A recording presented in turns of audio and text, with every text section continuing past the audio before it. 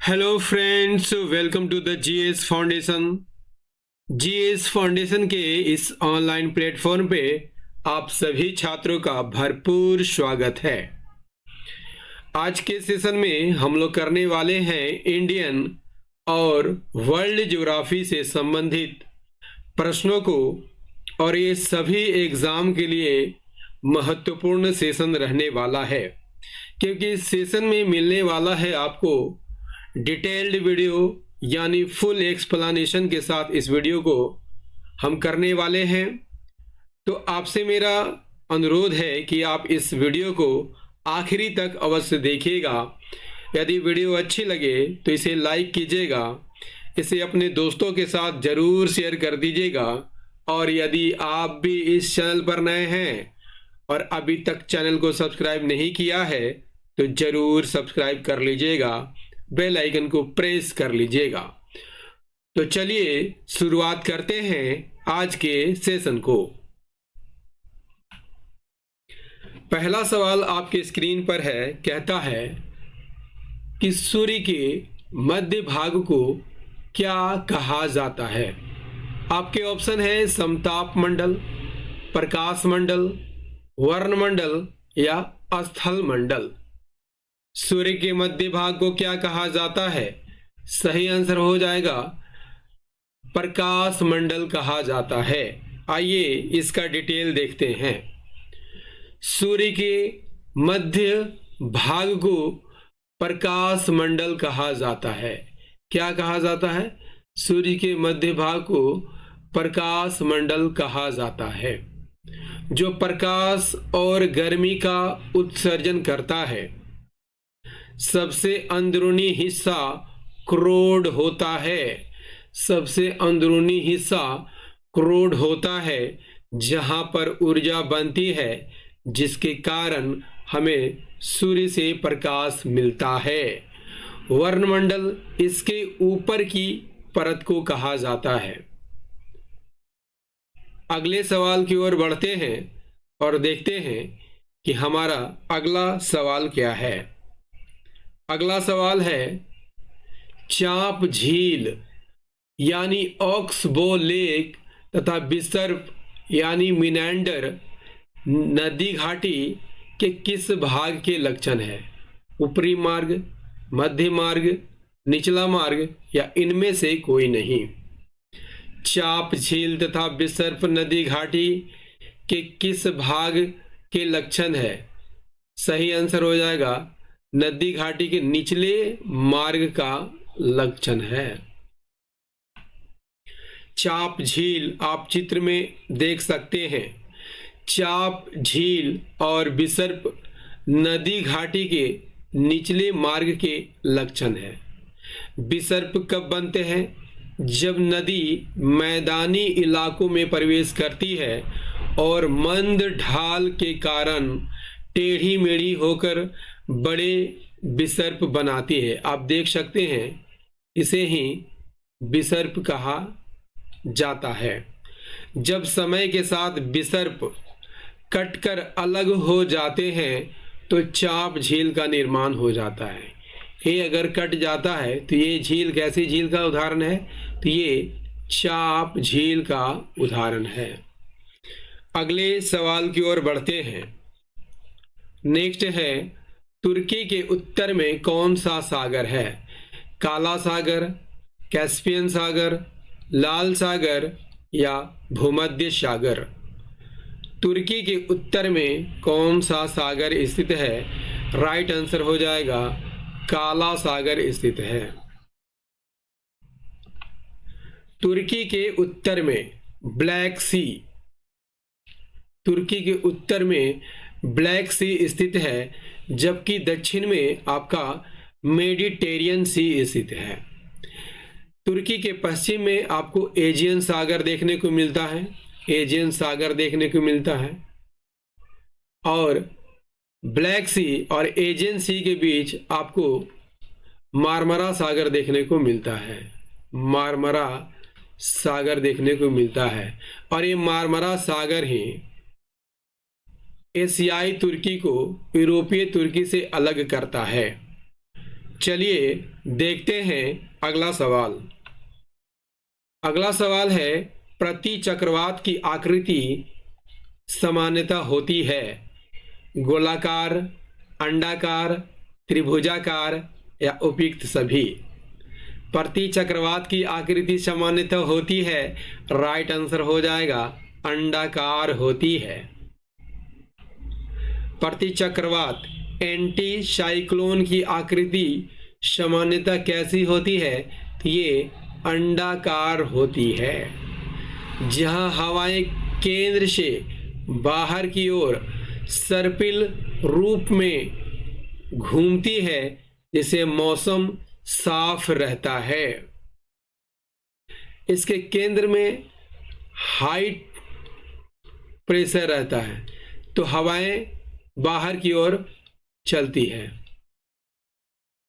हवाएं बाहर की ओर चलती है और उत्तरी गोलार्ध में, ठीक है, उत्तरी गोलार्ध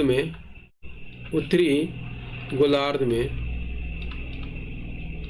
ये घड़ी की सुई की दिशा में चलती है और दक्षिणी गोलार्ध में घड़ी के विपरीत सुई की दिशा में चलती है।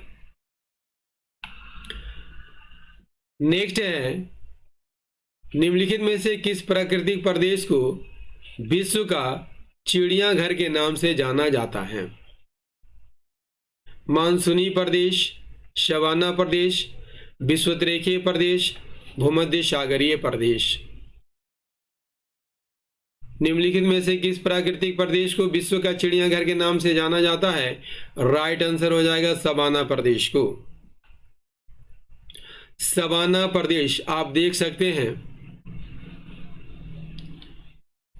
अफ्रीका के महाद्वीप के उष्णकटिबंधीय घास के मैदानों को सवाना प्रदेश कहते हैं, जबकि शीतोष्ण घास के मैदान को क्या कहा जाता है? तो वेल्ड कहा जाता है।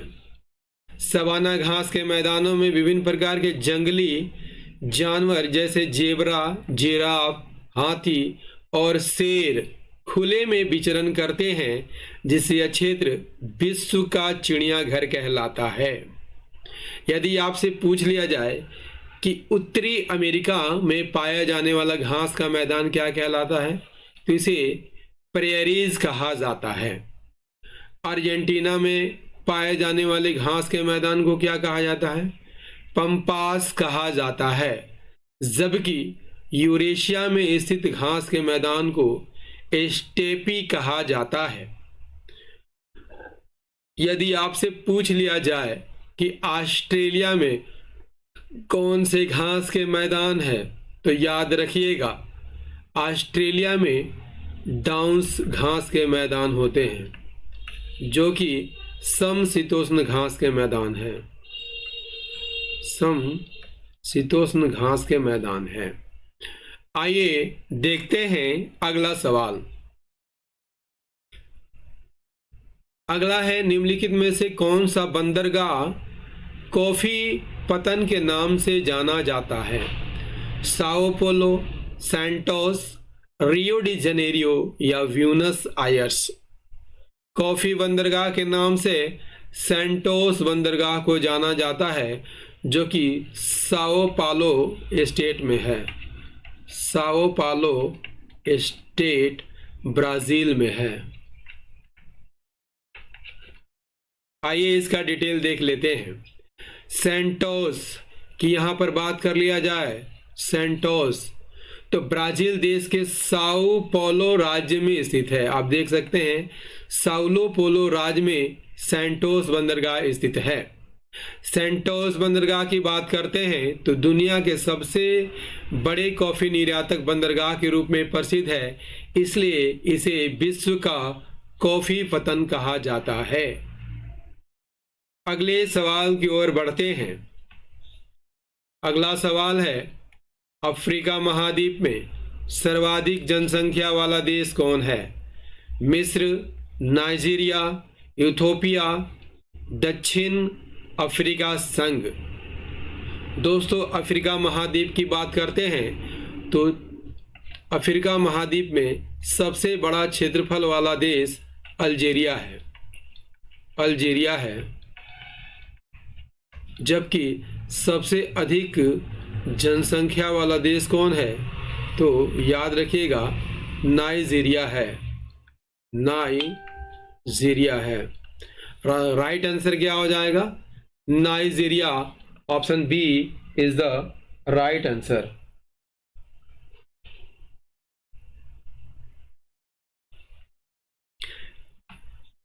अफ्रीका महाद्वीप में सर्वाधिक जनसंख्या वाला देश कौन है? नाइजीरिया है। विश्व बैंक 2023 के आंकड़ों के अनुसार नाइजीरिया की जनसंख्या इथियोपिया, मिस्र और दक्षिण अफ्रीका से काफ़ी अधिक है। नाइजीरिया की बात करते हैं तो इसकी राजधानी कहाँ है? तो नाइजीरिया की राजधानी अबूजा है। नाइजीरिया की राजधानी कहाँ है? अबूजा है। मुंबई से कहाँ जाने के लिए स्वेज नहर जलमार्ग से होकर नहीं गुजरना पड़ता है? अलेक्जेंड्रिया, स्वेज, पोर्ट सईद या बेनगाजी? मुंबई से कहाँ जाने के लिए स्वेज नहर जलमार्ग से होकर नहीं गुजरना पड़ता है? तो राइट आंसर हो जाएगा स्वेज से होकर नहीं गुजरना पड़ता है। स्वेज आप देख सकते हैं, स्वेज पोर्ट, और उत्तर में है पोर्ट सईद जो मेडिटेरियन सी से लगा हुआ है। तो स्वेज जाने के लिए स्वेज नहर जलमार्ग से होकर नहीं गुजरना पड़ेगा, क्योंकि स्वेज नहर का दक्षिणी सिरा स्वेज में ही है। तो यहाँ जाने के लिए नहर से गुजरना नहीं पड़ेगा, इस बात को आप याद रखिएगा। और मुंबई से स्वेज की यात्रा लाल सागर के रास्ते होती है, जिससे नहर को पार करने की जरूरत नहीं पड़ती है। जबकि अलेक्जेंड्रिया जो कि मिस्र में है, आप देख सकते हैं अलेक्जेंड्रिया पोर्ट, और पोर्ट सईद भूमध्य सागर में स्थित पोर्ट है। पोर्ट सईद जाने के लिए नहर पार करनी पड़ती है। और बेंगाजी जो कि लीबिया में है भी स्वेज नहर के उत्तरी सिरे के बाद ही आता है। नेक्स्ट कर लेते हैं। नेक्स्ट है फिजी किस द्वीप समूह में स्थित है? मेलानेशिया, माइक्रोनेशिया, पोलिनेशिया, इनमें से कोई नहीं। राइट आंसर हो जाएगा फिजी मेलानेशिया द्वीप में स्थित है। आप देख सकते हैं पोलिनेशिया, माइक्रोनेशिया और मेलिनेशिया। तो मेलिनेशिया में ही फिजी द्वीप आपको देखने को मिलता है।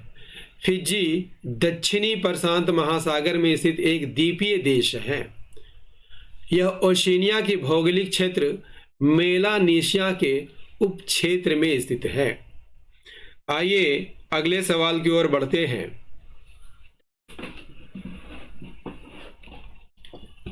अगला सवाल है तिमोर लेस्ते या पूर्वी तिमोर? पूर्वी तिमोर की राजधानी निम्नलिखित में से कौन सी है? दिल्ली, ट्यूनिस, ताइपे या डोडोमा?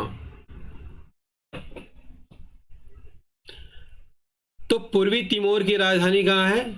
दिल्ली है। दिल्ली तिमोर लेस्ते या पूर्वी तिमोर की राजधानी है। आप देख सकते हैं दिल्ली ईस्ट तिमोर या तिमोर लेस्ते की राजधानी है। यह एक दक्षिण पूर्वी एशियाई देश है जो आधे तिमोर द्वीप पर कब्जा करता है।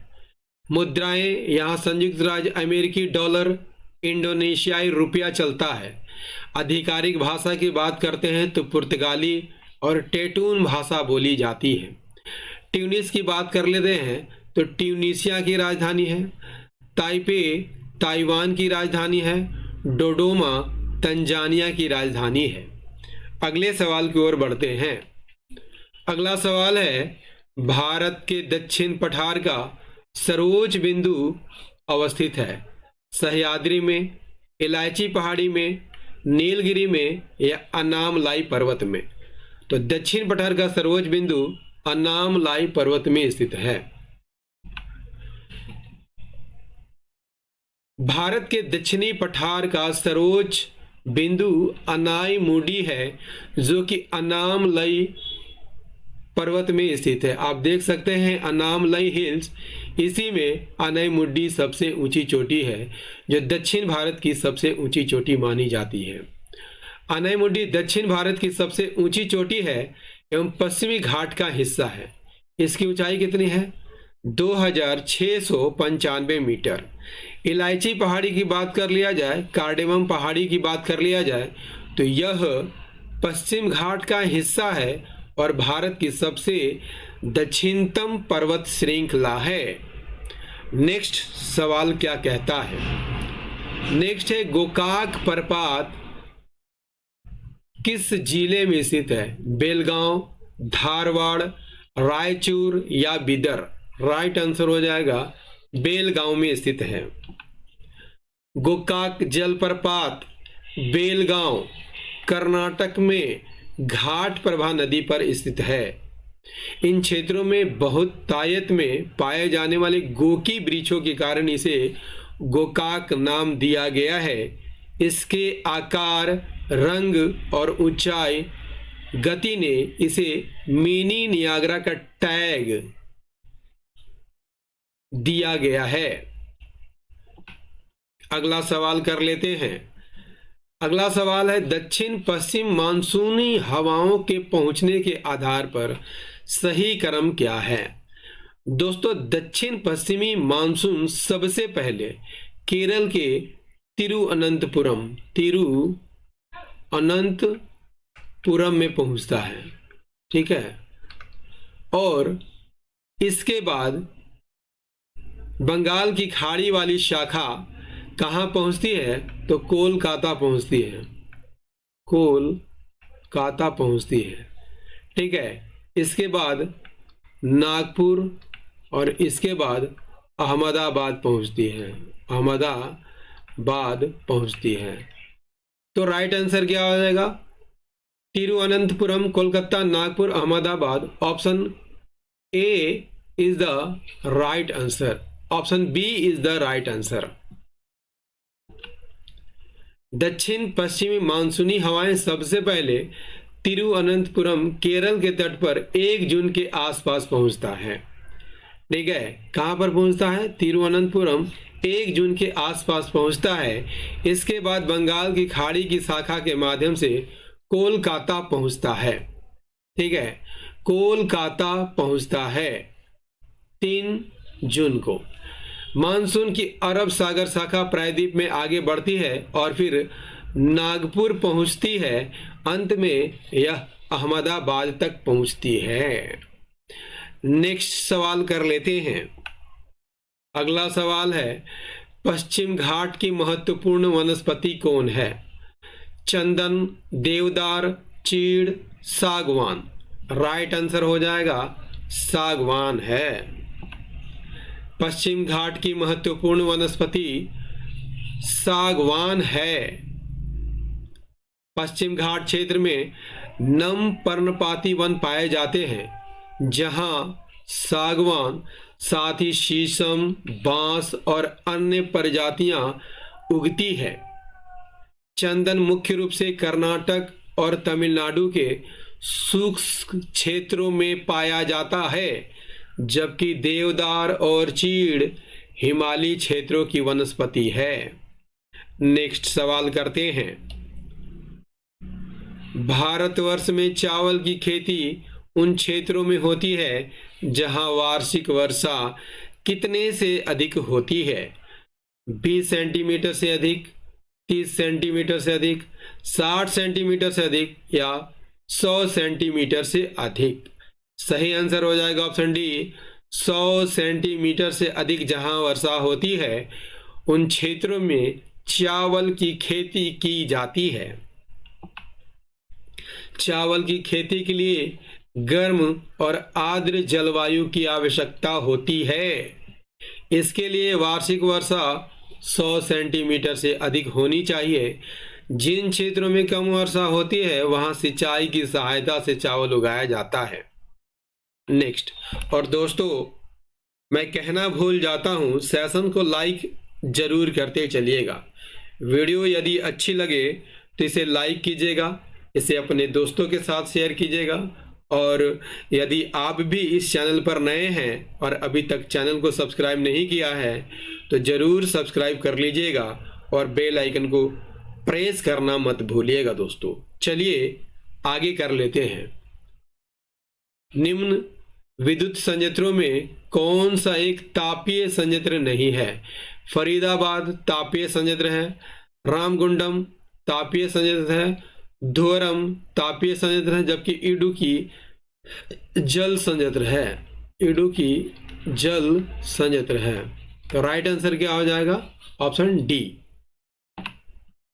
इडुक्की एक जल विद्युत संयंत्र है, जबकि अन्य फरीदाबाद, रामगुंडम और धोरम तापीय विद्युत संयंत्र हैं।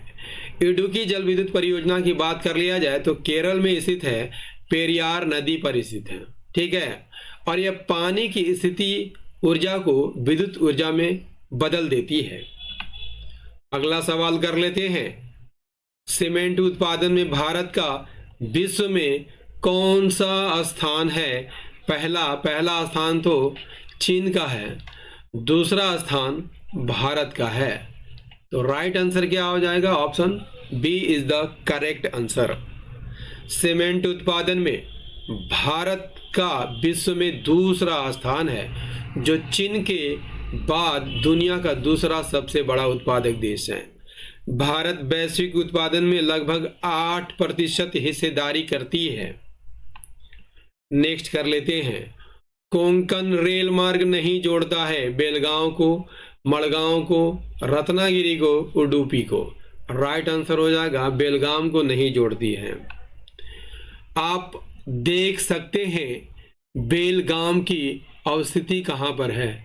बेलगाम की अवस्थिति यहाँ पर दिखाई दे रहा है।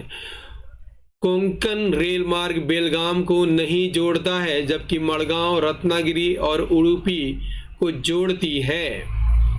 कोंकण रेलवे मार्ग महाराष्ट्र के रोहा से कर्नाटक के मैंगलोर तक जाती है और पश्चिमी तट के साथ महाराष्ट्र, गोवा और कर्नाटक राज्यों को जोड़ने का काम करती है। दोस्तों, इंडियन और वर्ल्ड ज्योग्राफी का ये सेशन आपको कैसा लगा कमेंट करके ज़रूर बताइएगा।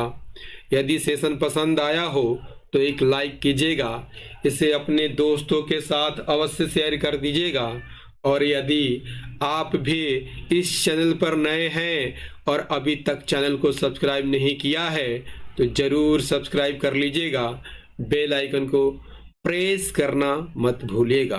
तो मिलते हैं अगले महत्वपूर्ण सेशन में पॉलिटी के प्रश्नों के साथ। तब तक के लिए जय हिंद, धन्यवाद।